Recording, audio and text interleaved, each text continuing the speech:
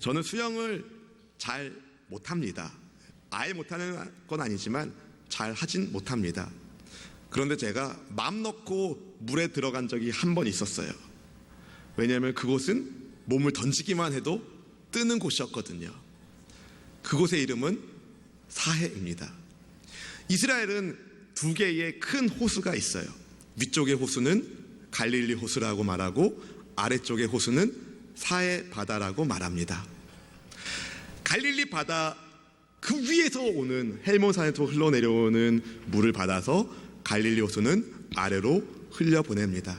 그런데 아래쪽에 있는 사해 바다는 물은 받지만 내보낼 곳이 없습니다.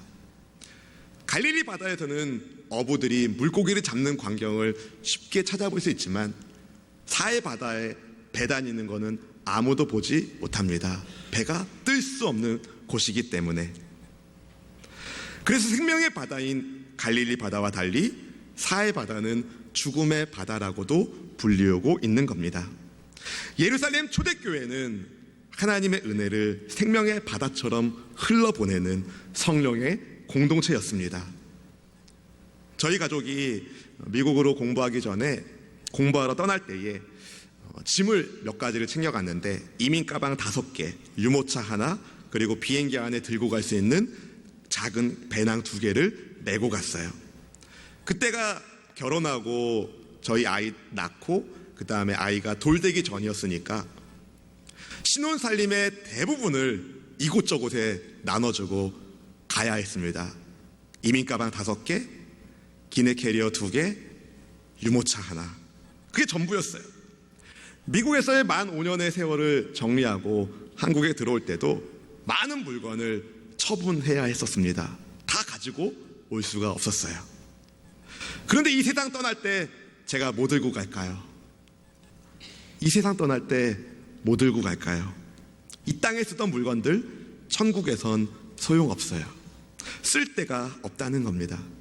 이것을 알았던 초대교회 성도들은 욕심을 내려놓고 나 중심의 이기적인 마음을 내려놓고 다른 지체들을 배려하고 섬기기 시작했습니다. 본문 32절은 이렇게 말합니다. 32절 말씀 읽어볼까요? 믿는 무리가 한 마음과 한 뜻이 되어 모든 물건을 서로 통용하고 자기 재물을 조금이라도 자기 것이라 하는 이가 하나도 없더라. 아멘. 이 비슷한 내용의 말씀 구절을 우리는 사도행전 2장에서도 찾아볼 수 있습니다. 사도행전 2장 44절 45절 말씀을 같이 읽어볼까요? 믿는 사람이 다 함께 있어 모든 물건을 서로 통용하고 또 재산과 소유를 팔아 각 사람의 필요에 따라 나눠주며. 네, 믿는 사람이 한 마음과 한 뜻이 되었다. 다 함께 했다. 심지어 모든 물건도 서로 통용했다. 왜 사도행전은 초대교회가 서로의 필요를 채워주는 것을 반복하여 가르치고 있을까요? 성경에서 반복되는 것은 중요하기 때문입니다. 한 가지 여러분이 기억하셔야 될 것은 초대교회가 개인의 사유재산을 무시한 공산주의 형식의 방식이 아니었다는 겁니다. 사도행전을 읽어보면은 개인의 집을 주님께서 주신 은혜 가운데 성소로 오픈한 사람들도 있었어요. 성령 충만한 초대교회 성도들은 자기가 가진 재산들을 다 처분해가지고 교회에 다 바쳐가지고 일원적으로 그렇게 생활한 것이 아니라 필요에 따라서 하나님 앞에 드렸다는 겁니다. 이웃들을 섬겼다는 겁니다. 성령 충만한 초대교회 성도들은 마음에 주님 주시는 은혜가 넘치고 있었어요.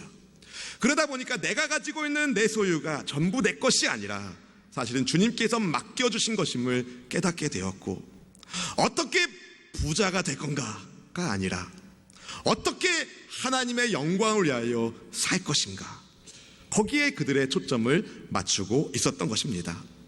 그 중에 한 사람으로 등장하는 인물이 본문에 등장하는 바나바였어요. 본문 36절 37절 말씀을 같이 읽어보겠습니다. 구브로에서 난 레위족 사람이 있으니 이름은 요셉이라. 사도들이 일컬어 바나바라, 번역하면 위로의 아들이라 하니 그가 밭이 있음에 팔아 그 값을 가지고 사도들의 발 앞에 두니라. 아멘. 구브로 출신의 레위 지파 가문의 요셉, 우리에게는 바나바라고 그 이름이 더 익숙한데 한때 그는 교회를 핍박하던 바울을 예수님 만나고 변화된 그를 예루살렘 교회에 소개해준 추천인이기도 했었습니다. 얼마나 그가 사람들에게 인정받았는지, 교회에 인정받았는지 그의 추천을 받고 바울이 예루살렘 공동체와 교제하기 시작할 수 있었습니다. 바나바는 사도행전에서 아주 중요한 역할을 감당하는데요, 그는 하나님의 은혜의 통로로 쓰임을 받습니다. 그가 어느 날 하나님의 은혜 가운데 밭을 팔아서 사도들 앞에 내려놓습니다. 이것은 누가 시켜서 간 게 아니라 자발적으로 행해진 섬김이었어요.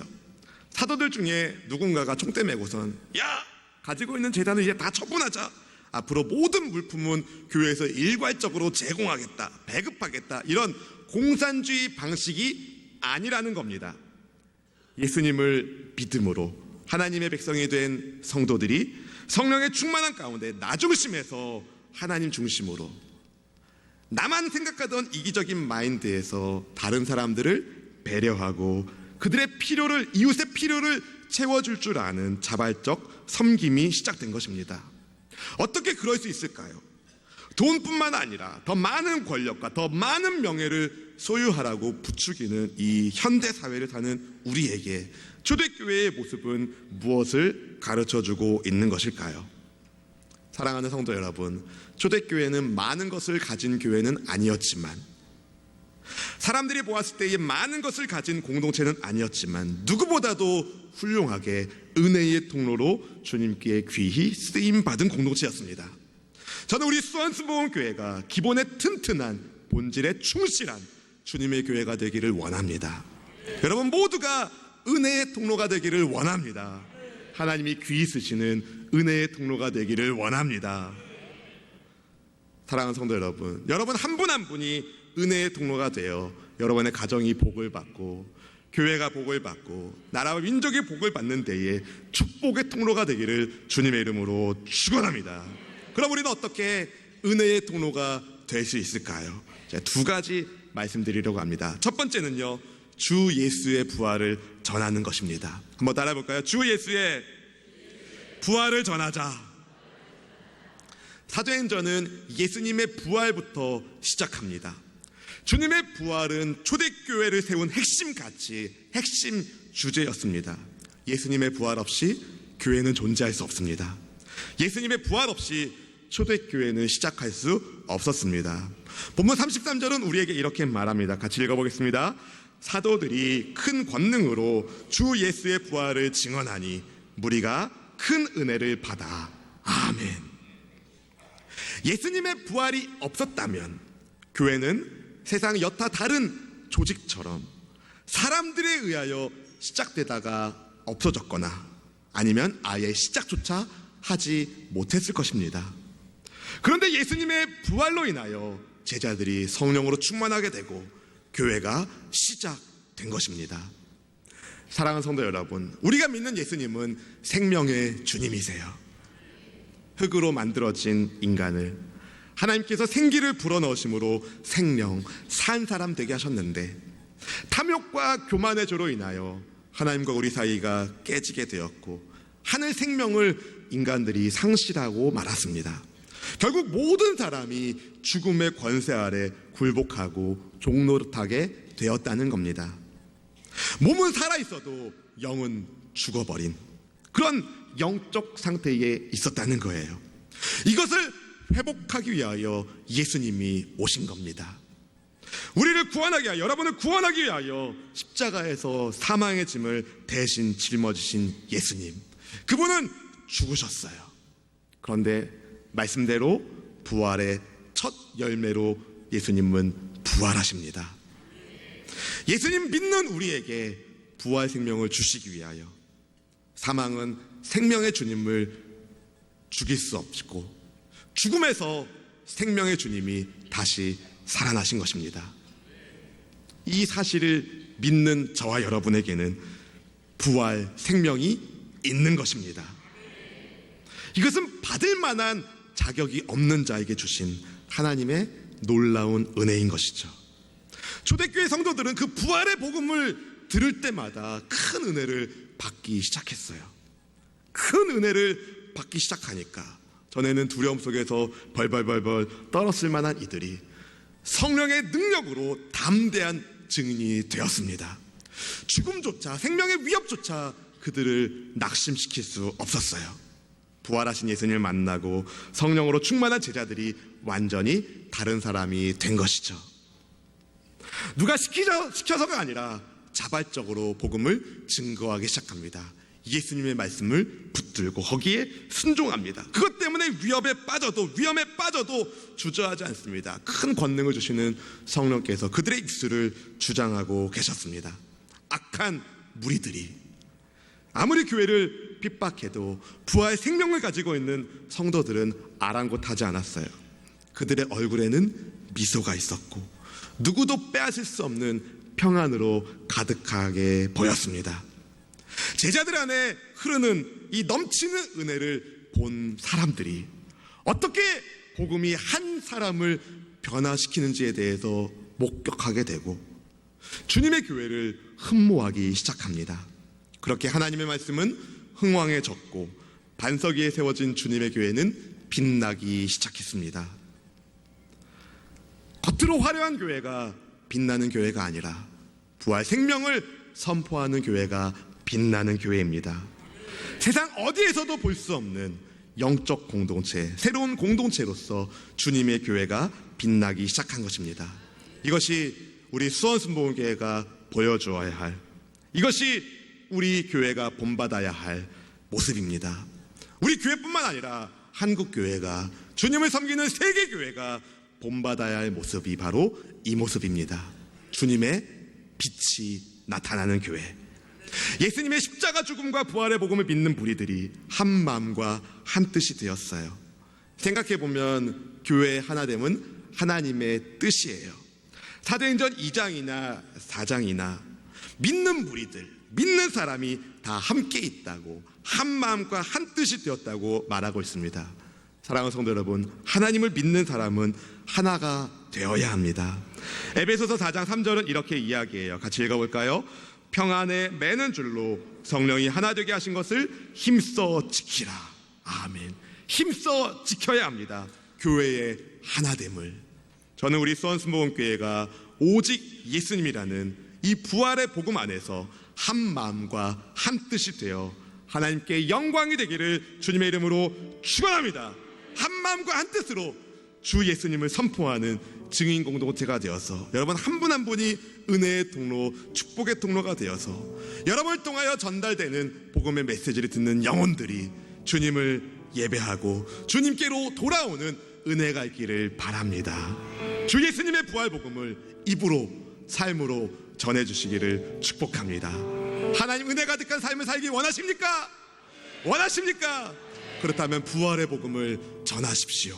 여러분을 통하여서 여러분의 가족이 주님께로 돌아오고 여러분의 친구들이 주님께로 돌아와서 그들도 부활의 복음 안에서 큰 은혜를 누리기를 주님의 이름으로 축원합니다. 두 번째로 우리가 어떻게 은혜의 통로가 될 수 있을까요? 서로 사랑을 실천하십시오. 한번 따라 볼까요? 서로 사랑을 실천하자. 부활하신 예수님을 믿고 사는 초대교회 성도들은 이 땅에서 이기적으로 살지 않았습니다. 큰 권능으로 부활의 복음을 증거하는 그들은 어떻게 인생을 살았습니까? 부유한 성도들은 가난한 성도를 도왔고 서로 사랑하며 은혜를 나누기 시작했습니다. 이웃사랑을 말로만 한 것이 아니라 행함과 진실함으로 보이기 시작했다는 거예요. 모두가 은혜로 삶을 나누고 있었습니다. 본문 34절 35절 말씀을 읽어보겠습니다. 그 중에 가난한 사람이 없으니 이는 밭과 집 있는 자는 팔아 그 판 것의 값을 가져다가 사도들의 발 앞에 두매 그들이 각 사람의 필요를 따라 나누어 줌이라. 아멘. 그 중에 가난한 사람이 없으니, 이 말씀은요 신명기 15장 4절 5절의 말씀이 응답된 것이었습니다. 신명기 15장 4절 5절은 이렇게 말해요. 함께 읽어보겠습니다. 내가 만일 네 하나님 야훼의 말씀만 듣고 내가 오늘 네게 내리는 그 명령을 다 지켜 행하면 네 하나님 야훼께서 내게 기업으로 주신 땅에서 내가 반드시 복을 받으리니 너희 중에 가난한 자가 없으리라. 아멘. 모두가 부자는 아니지만 모두가 하나였습니다. 요즘 우리는 새벽 시간마다 레위기 말씀을 나누면서 내 밭 모퉁이에 벼는 다 베지 말라고, 떨어니 이삭은 줍지 말라는 하나님의 말씀을 듣고 있습니다. 이것은 가난한 이들과 나그네들을 위한 하나님의 배려였어요. 그런데 오늘을 사는 우리 세상은 어떻습니까? 있는 사람들은 더 가지려고 냉혹하고 없는 사람은 더 없어서 절망하지 않습니까? 초대교회 당시의 사회도 우리와 별로 다르지 않았어요. 그런데 아무리 세상이 그래도 초대교회는 달랐습니다.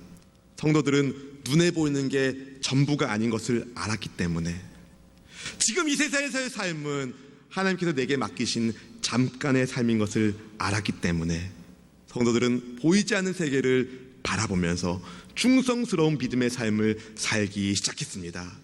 생각이 바뀐 거예요. 가치관이 바뀐 거예요. 그러다 보니 물질에 구애받지 않습니다. 많은 것을 가지고 있지 않아도 자족하면서 하나님께 감사했고, 넘치는 사람은 넘치는 것을 자기 욕망을 위하여, 욕심을 위하여 쓴 것이 아니라 어려운 형제 자매들을 위하여 받은 복을 흘려보내기 시작했습니다.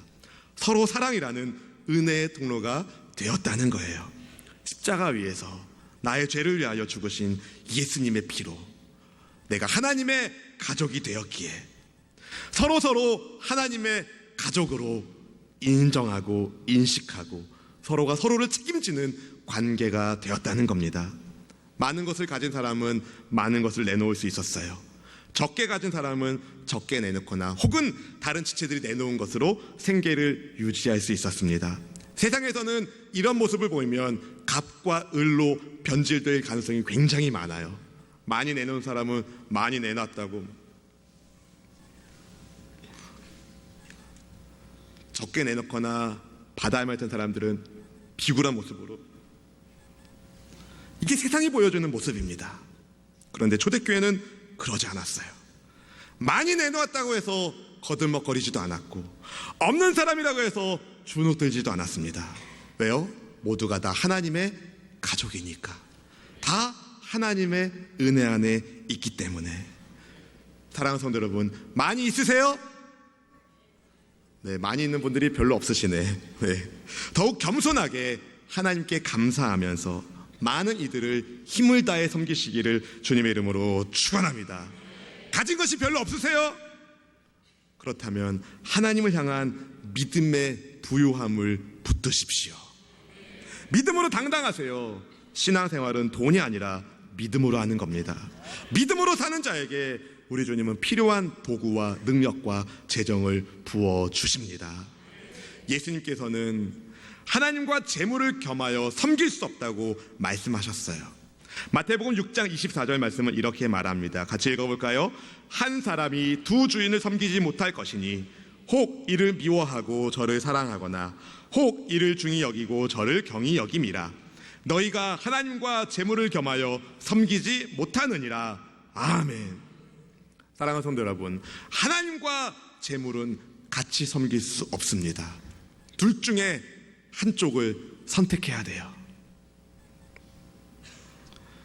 그런데 우리는 유혹을 받죠. 우리는 하나님도 선택하고 돈도 선택하고. 이것은 겸하여 섬기는 겁니다.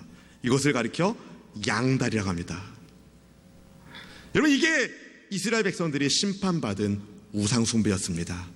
하나님도 섬기고 우상도 섬기고. 오늘 이곳에서 예배하는 우리 믿음의 백성들은 하나님만 섬기시기를 축복합니다. 초대교회나 지금이나 교회가 존재하는 세상은요, 말은 그렇게 하지 않을지 몰라도 돈 합니다. 돈. 지금 사람들의 마음을 강력하게 붙들고 있는 게 돈이라는 거죠. 돈이 있으면 얼마든지 행복할 수 있다고 착각하게 만듭니다. 어리석은 부자도 그러했어요. 누가복음 12장 19절 20절에서 이 어리석은 부자에게 하나님이 뭐라고 말씀하시는지 한번 들어보십시오. 같이 읽어볼까요? 또 내가 내 영혼에게 이르되 영혼아 여러 해 쓸 물건을 많이 쌓아두었으니 평안히 쉬고 먹고 마시고 즐거워하자 하리라 하되 하나님은 이르시되 어리석은 자여 오늘 밤에 내 영혼을 도로 찾으리니 그러면 네 준비한 것이 누구의 것이 되겠느냐 하셨으니. 사랑하는 성도 여러분, 하나님께 초점을 맞추고 하나님만 의지하는 저와 여러분 되길 주님의 이름으로 축원합니다. 근데 아무리 성경이 그렇게 말해도 여전히 먹고 사는 문제로 근심하시죠? 어떻게든 부자가 되고 싶으시죠? 그러나 여러분, 돈이 여러분 인생의 구명줄이 되어서는 안 됩니다. 그 줄은 언젠간 끊어지게 되어 있어요. 이번에 S전자에서 나온 휴대폰 때문에 큰 이슈가 되었는데 한순간에 2조가 얼마가 날아가 버렸어요. 여러분, 돈은요 있다가도 없고 없다가도 있는 겁니다. 믿음으로 사셔야 합니다. 여러분의 인생을 하나님께 맡기셔야 합니다. 내 인생의 소망을 예수님께 두셔야 합니다. 그런데 여러분, 제가 원고에 그대로 썼어요. 이렇게 썼습니다. 그런데 여러분, 이 썩을 놈의 세상 시스템이 사람을 마구 굴려요. 정신없게 만듭니다. 생각을 하지 못하게 만듭니다. 자꾸 뭘 사라고 광고하고 그 물건을 가지고 있으면 멋진 남자, 멋진 여자 뭐 이렇게 된대요. 자꾸 착각하게 만듭니다. 직장에서는 퇴근 시간이 점점 늦어지고 있고 가정은 점점 해체되고 있고 자녀들은 아무 생각 없이 TV, 인터넷 매체의 추종자가 되어서 스마트폰의 노예가 되어서 한없이 소비하는 인간으로 살다가 죽음을 맞이하게 만듭니다. 여러분, 이 죄의 사슬을, 이 썩을 놈의 시스템을 잘라내셔야 합니다. 재물의 많고 적음에 따라서 내 생명이 좌지우지되지 않는다는 것을 믿는 사람이 그리스도인이에요. 영원한 것을 위하여 영원하지 않는 것을 버릴 줄 아는 사람이 지혜로운 사람입니다. 예수님 한 분만으로 만족하는 성도들이 교회입니다. 이것을 붙드는 초대교회 성도들은 서로 사랑하며 서로 섬기며 하나님을 의지하는 믿음으로 하나 되어서 다시 오실 주님을 소망하며 이 땅에서 인내하며 다른 지체들을 사랑했습니다. 하나님께 나 자신을 바쳤기 때문에 언제 어디서나 담대하게 주님의 복음을 증거했고 내게 있는 것을 다른 이웃들과 함께 나누며 섬기는 삶을 살았습니다. 입술로, 삶으로 그렇게 살았다는 거예요. 저는 여러분에게 다음과 같은 도전의 말씀을 드리고 싶습니다. 여러분, 얼마 있으면 부자입니까? 10억? 20억? 얼마 있으면 부자입니까? 성령 충만한 사람이 부자입니다. 예수님의 부활의 복음을 믿는 사람이 부자입니다. 이 생명의 복음을 나눠주는 사람, 전도하는 사람이 부자입니다. 이 세상의 가치와 욕심과 세상에 주는 것으로 삶의 목표와 방향을 정하지 마시고 우리 소망을 오직 하나님께 두면서 하나님께서 주시는 것으로만 만족하며 살기를 주님의 이름으로 축원합니다. 그러할 때에 주님께서 더욱 풍성한 은혜를 여러분의 삶을 지키시며 평안을 주시며 보호하시며 인도하여 주실 것입니다. 함께 찬양하겠습니다.